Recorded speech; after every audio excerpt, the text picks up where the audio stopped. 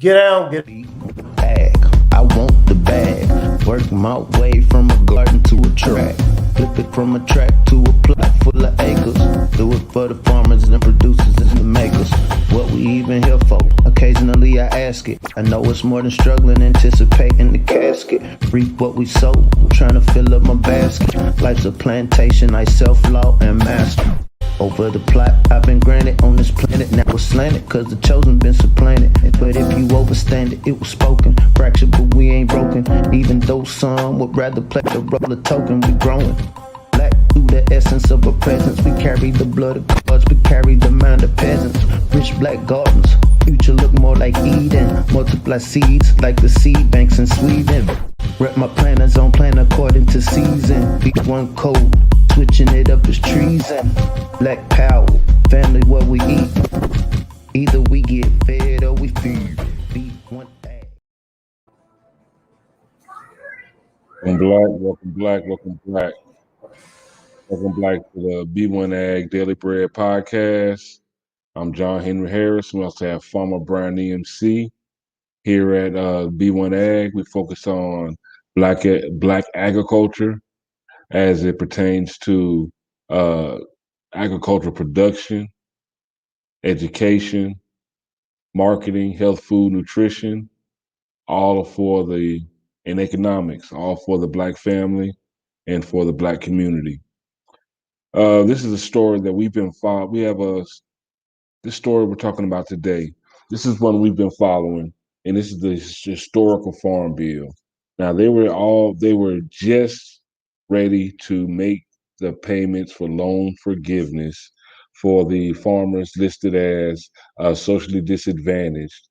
But boy, there's 12 farmers out of Wisconsin, 12 white farmers out of Wisconsin that and a judge has halted those payments, those loan forgiveness payments for the socially disadvantaged farmers.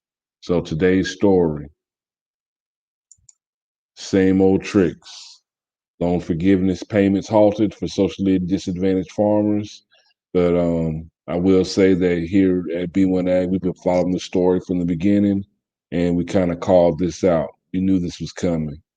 So, Farmer Brown, what say you about these loan forgiveness payments being halted? First, I'd just like to say peace to the B1 family. This is one of those situations, sometimes it's not about being right. It's just about having a concise understanding about what's going on. But we called it from March, and so we saw a plethora of news articles, all of these different publications saying that there was a great win for the black farmers. We finally made it. We're going to get this good old debt relief. Like we had said on a few podcasts before, in the state of Kentucky where I reside, there was only 2 farmers that even qualified for it.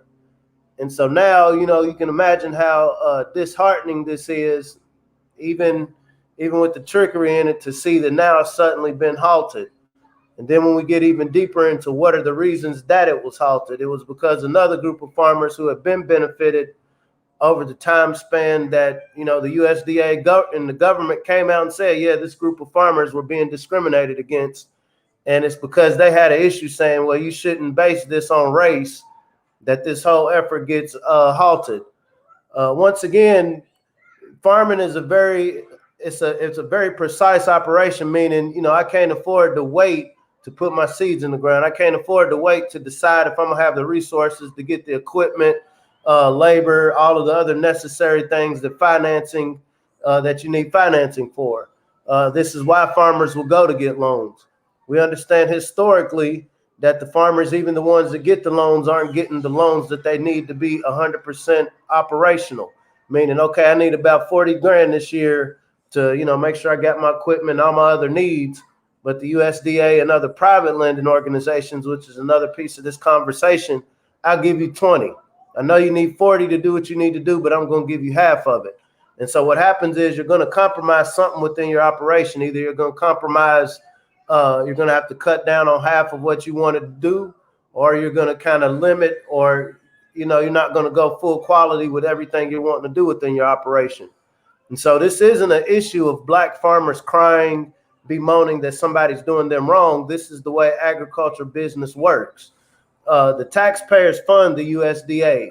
This is a government agency, which is the whole purpose of it is to serve. These aren't the overlords. The USDA, Vilsack aren't overlords of agriculture. They're servants. And so the servants have basically said, oh, well, we can't serve you because the majority group said, well, it's not right to do it based on race.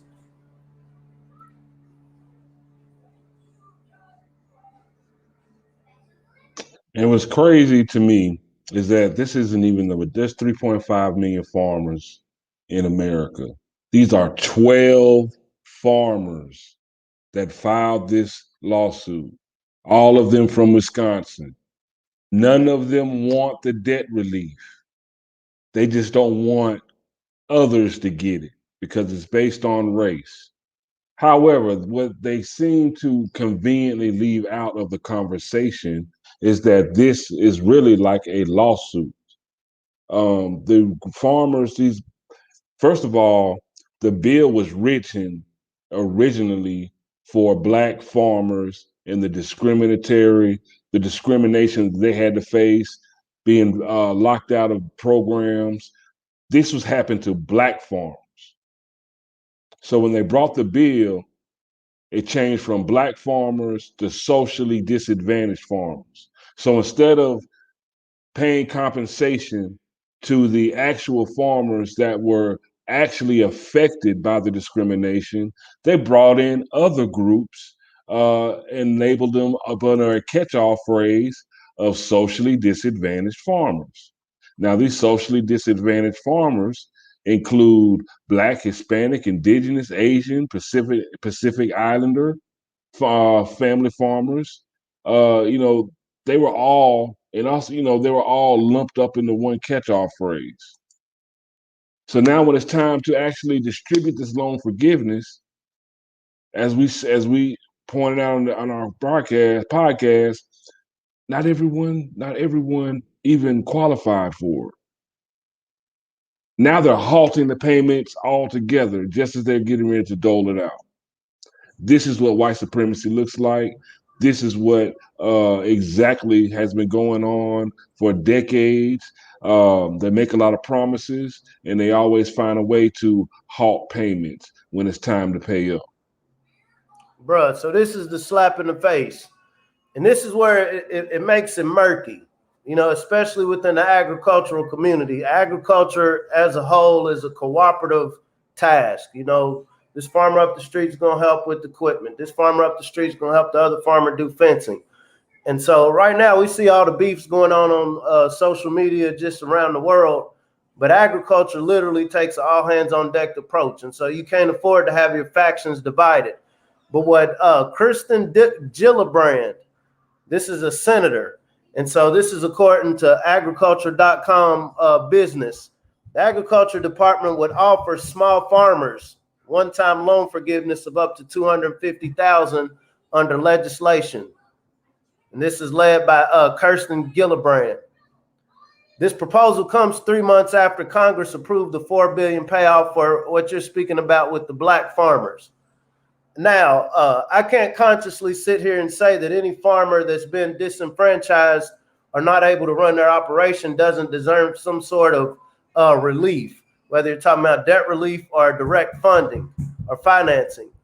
But basically what this Senator Gillibrand is saying is, don't give it to the socially disadvantaged farmers, which is a watered down version of the black farmers who this whole conversation was framed around. Now it's just small farmers. I'm stepping out on the ledge here, but in my professional job, my job is to work with small farmers.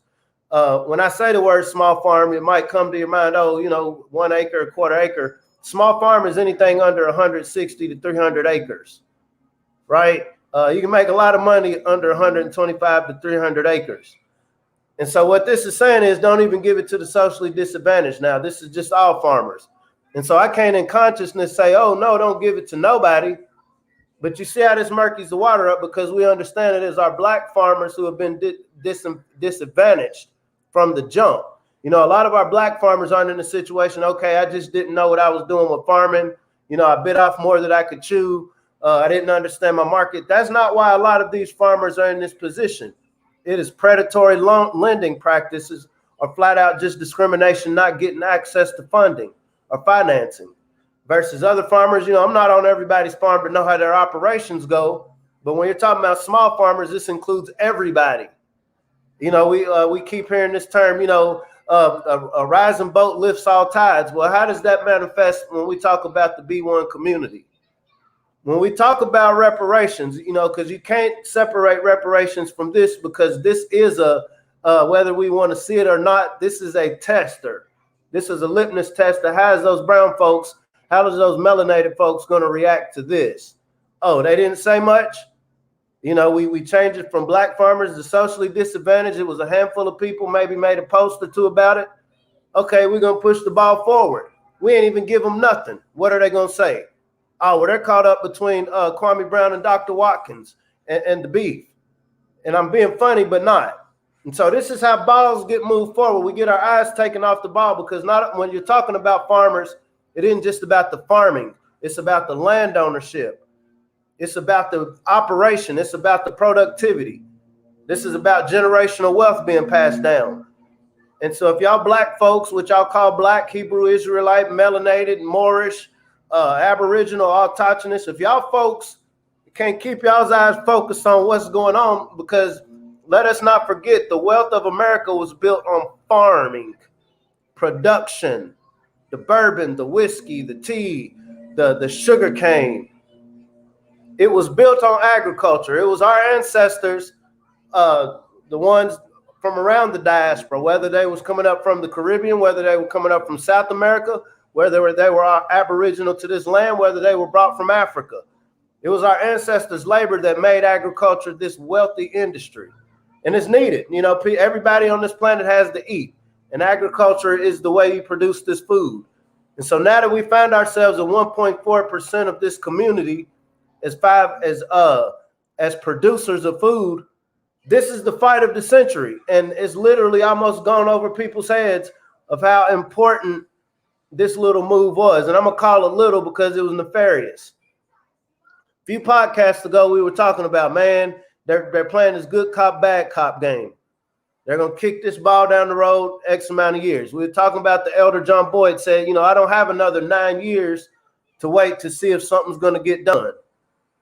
And so at the end of all of this, like I said, and it's been proposed, it hasn't been passed yet, but now you have a whole new entity within this group of people who's trying to get something. First, it was black.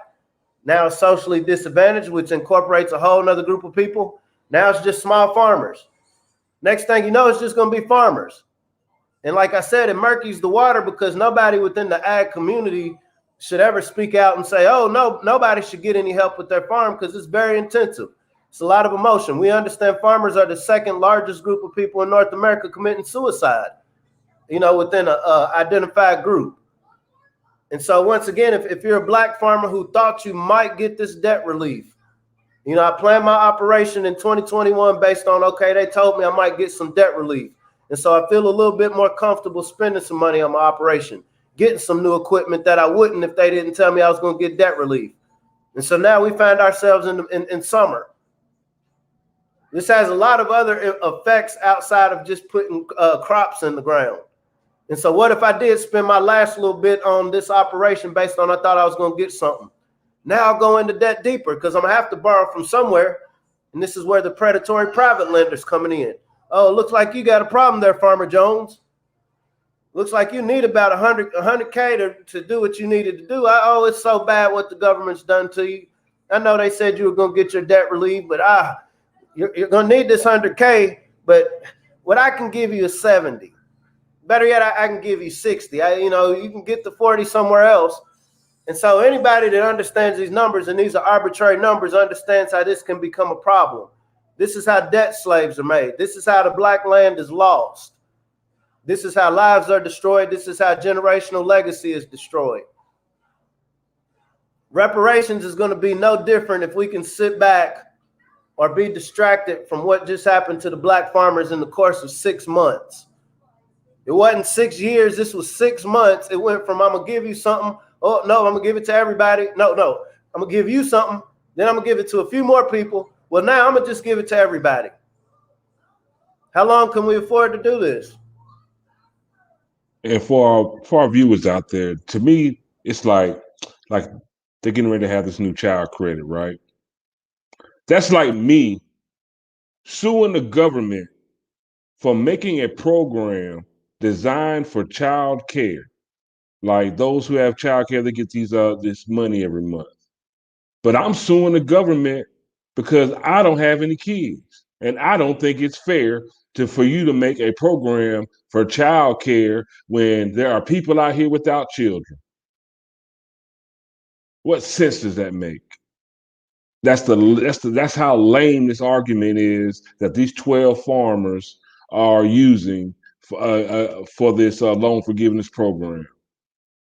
The whole purpose of the loan forgiveness program was supposed to be to make some kind of reconciliation or to start the reconciliation process of all the discrimination that Black farmers have had to face, all the land that they've lost, all these programs they've been denied, while other white farmers have thrived off these programs. But now they want to say that it's unconstitutional because it's based on race. Of course it's based on race because this is an answer to racism.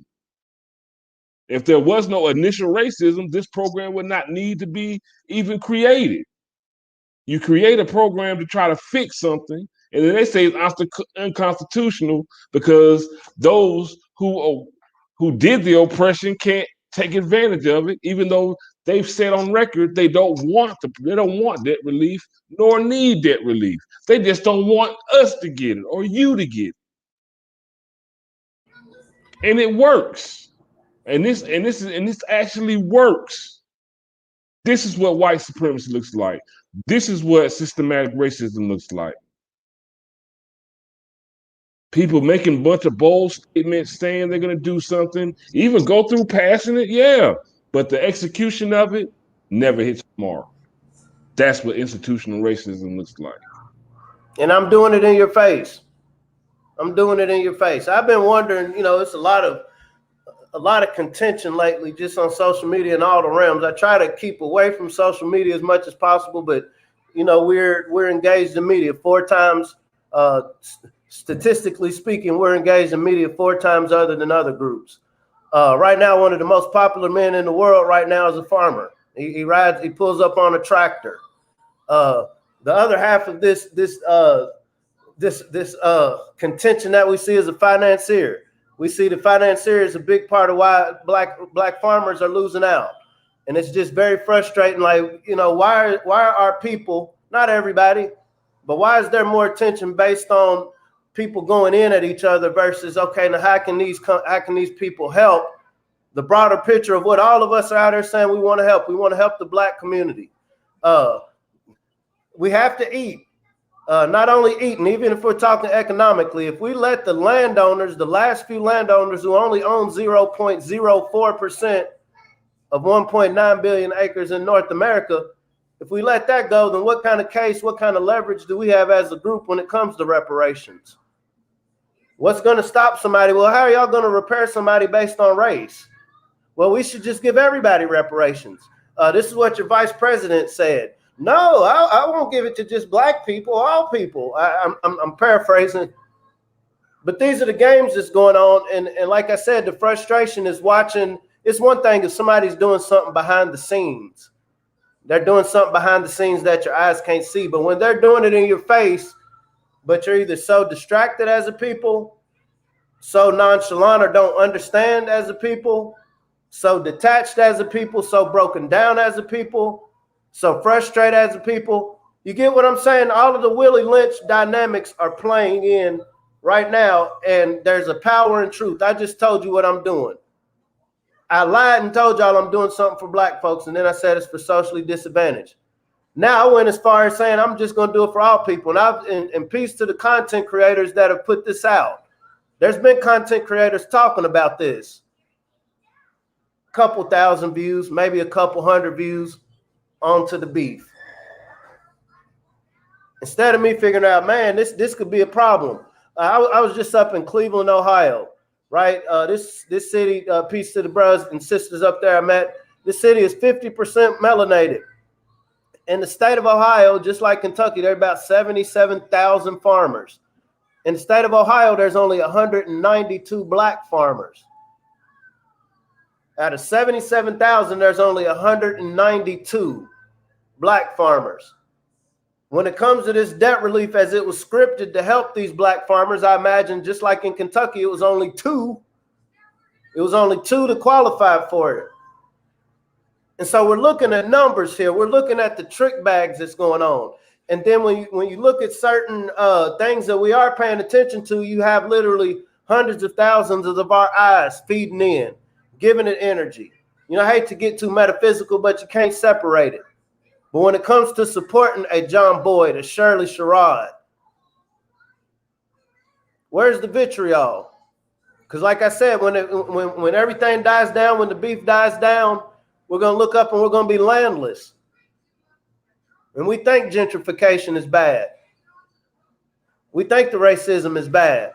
What happens when the only thing you have to eat is genetically modified 3D printed meat, or meat made with plants that you probably wouldn't even burn in the fire? What happens when our children are starving and it's hitting Chicken Little? This is what's going on before our eyes.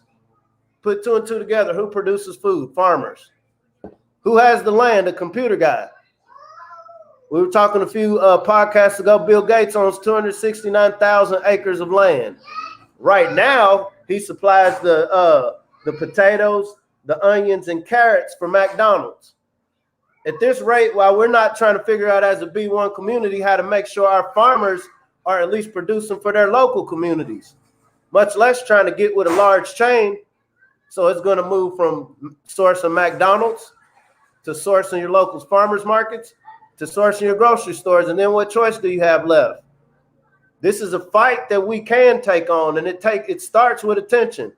What somebody told me a long time ago, attention is the new currency. It makes sense. Twitter, Facebook, a lot of the social media sites literally make 0.00 some 3 cents per view. Meaning if I'm looking at my screen right now for X amount of time, there's X amount of advertisers that's going to make money because I just had this person's eye. Multiply that by what is about 4 billion people on social media right now around the world.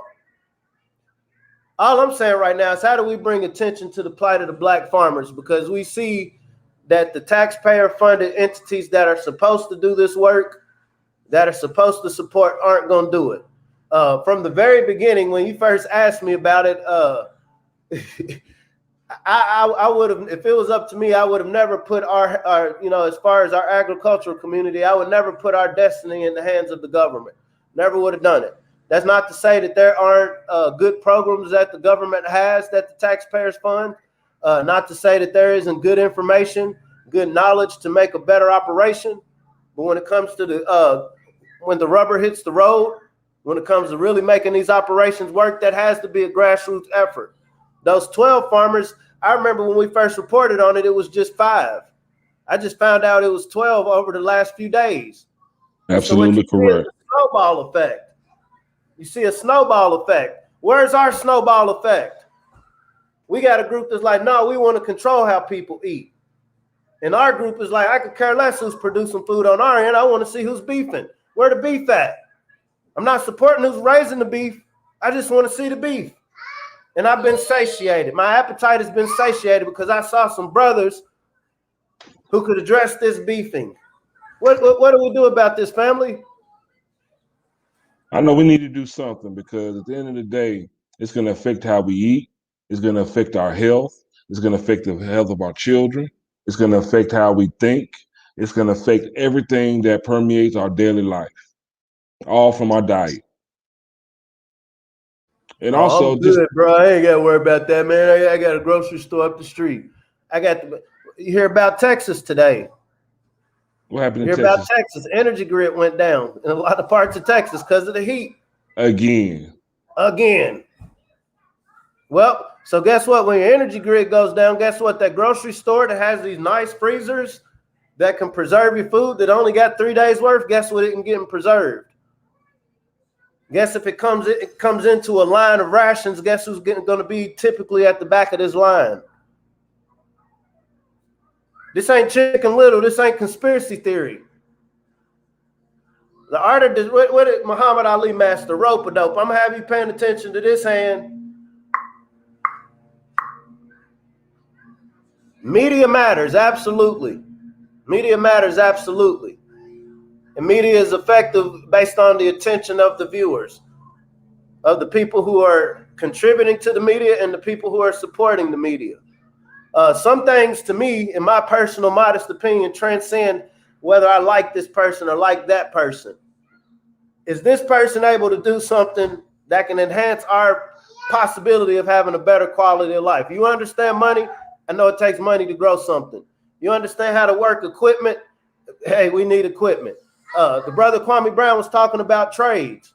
He had made a point like, man, you know, you can have all the degrees in the world. If you don't know how to come out here and clear my septic tank, that's needed. We need these. But guess what?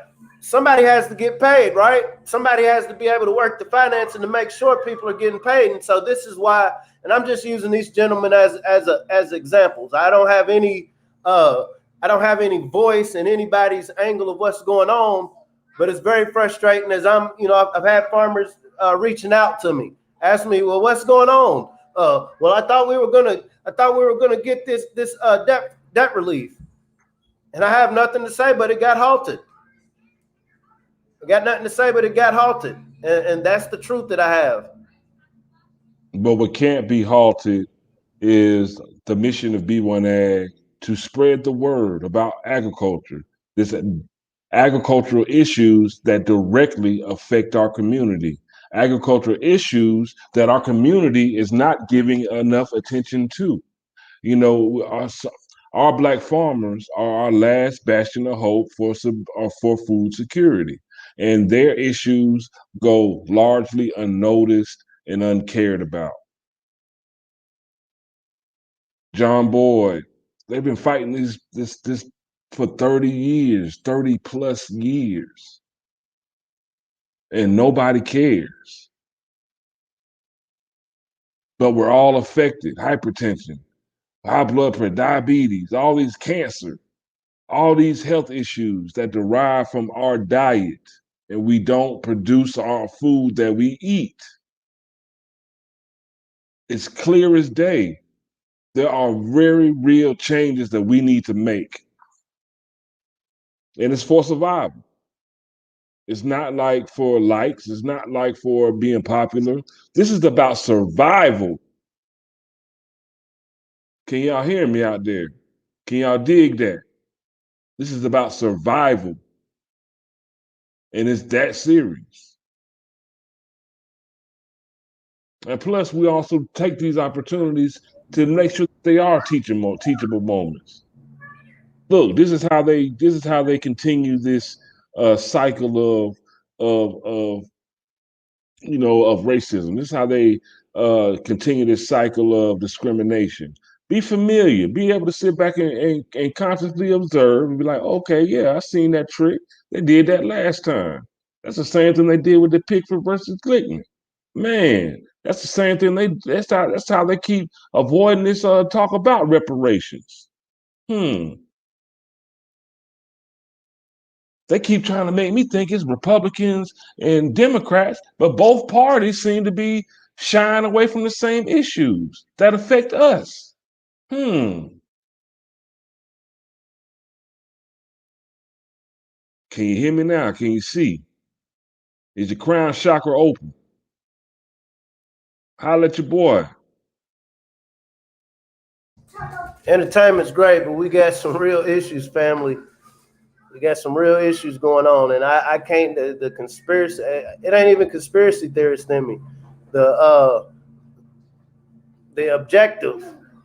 Just being objective about what's going on. Like, what are we paying attention to right now? The concerned human being, as a concerned human being, that down to that basic concerned human being. Put that down. Put it down. Because what's one thing for sure, if poor people ain't got nothing to eat, That leaves the poor people no choice but to eat the rich. And you may not even be rich, but you might be richer than someone who's poor. And they're coming at you, and they're coming straight to your door. You know, I know I'm gonna say this, you know, like it all these zombie movies and things like that, you know, the zombie movies, you know, and people walking around, could you imagine what 30 million hungry people look like in the streets? Can you imagine what 1,000 hungry people look like in the streets? A lot of programs getting cut off around food. This world is changing right before our eyes. Hopefully here at B1AG, we can bring some topics and issues to you to help you stay ahead of the curve. Make sure that you're eating, whether you're in their food line or not. Whether you have to line up in their food line or sit in their drive-through or not, make sure that you and your family can eat. And that's our mission here at B1AG. And also to shine light on the plight of the Black farmer. And try to get you to understand the link between Black farming and land ownership and wealth in our community. It is all intricately connected. And it's not a little connection. This is a big connection, especially as far as obtaining and gaining wealth in this country. If you don't own no land, if you don't own anything, you're not going to get far. You're not going to get far. You got anything, closing statements for Farmer Brown? So my son, he was just attacking me trying to get some food. As you're talking about imagine millions. And I mean, he's blooping. You know, I'm trying to focus on what I'm doing, right? Focus on life. And you got somebody hungry. Fortunate, you know, we got food in here. And, you know, it's just up to me to, hey, you can get this. What happens when there's no place where you can be, okay, go here and get this? Earlier this week, I had an epiphany moment. I decided I was going to walk. I was still up in Cleveland. I was going to walk to the store, you know, order me some coffee. I couldn't get in. You know, it was closed. You couldn't go inside. And so he had to go through the drive-thru. Went through the drive-thru. They're like, no, do you have a car? I'm like, no, I got money in my pocket. Well, we can't serve you if you're not in the car. And it was inconvenient. I wanted my coffee. But the point is, a lot of cities around America right now, this is changing before our eyes. Some places are not even accepting cash because people are robbing them. A lot of places aren't accepting cash. So either you're going to have a card, you're going to have a car, or somebody that you know locally that produces food. If we were having the same conversation about 2 years ago, it would have seemed conspiracy. Oh, y'all are crazy. It ain't that serious, bro. Chill out, calm down, you know, turn up, man, have a drink or something, you know, chill out, enjoy life, enjoy life. That's what I want to do. That's my goal. More than just me. I want my kids to have as a full, productive life as possible. This productivity comes from energy. Where do we attain energy? We attain it through what we consume. Whether you're talking about, look at them, still going at it. Kids don't know about decorum. They don't know about, hold up, dad's doing something. They know my stomach is eating.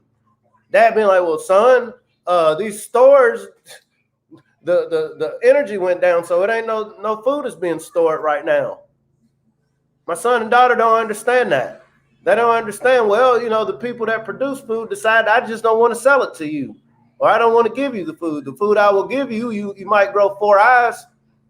I'm being funny, but not. We're putting ourselves in a and I say we because no matter what you and I talk about, no matter what the educated people understand, when we as a community fail to at least coalesce around our food security, if nothing else, we make ourselves subject to these factions that will say, no, I'm going to give it to everybody. And we know that everybody that they speak of is already closer to the front of the line. Like I said, when we talk about the numbers, there's 3.5 million total farmers in North America. Of that, it's only about 33,000 black farmers. So when we're thinking about energy, when we're thinking about waves, and I also believe in the 300. And so it doesn't take everybody. And so this isn't a kumbaya where, hey, everybody come and let's sit Indian style around the table and evoke great images and spiritual beliefs about our black farmers. This is about enough of us saying, you know what, enough is enough. I'm going to stop waiting on somebody to literally and metaphorically feed me. Maybe we can't feed everybody, but what can I do as an individual to start? I can find a local farmers market. There was a sister that reached out, and if anybody's interested in finding a couple of links and some leads, feel free to reach out to us at B1AG@gmail.com. We got a couple of leads, a couple of farm groups, a couple of different sources where you can find some farms local to where you're at. Maybe you just might get carrots from somebody. Maybe you just might get greens. But the point is making it a habit, making it something just as much as I'm going to get on here and see if these Negroes is beefing today. You know what, at least once a week, I'm going to look on here and see if I can find somebody that produces something within 50 miles of me. Matter of fact, a lot of them will deliver. A lot of black farmers will deliver. You know, if you're spending enough with them, they'll bring it to you. These are called community supported agriculture, CSAs. This isn't about, struggle. It ain't about, oh man, I'm in struggle mode. This is about practical. What does these next 4 years look like? We're 1 year into this new administration, and all of this is happening at once. What does the next 3 years look like? My son is blooping right now. He doesn't understand timelines. He understands I want something right now. I need it right now. Daddy can use his arm and get it, right? But what happened when dad reaches his arm and, okay, there's nowhere to get this from, or it's shut down? These are conversations we have to have. It doesn't matter your economic status. People are getting their what they call nigga wake up calls every day. The tower is falling. Are you going to stand under it, or are you going to get your distance and find you somewhere to plant you a garden?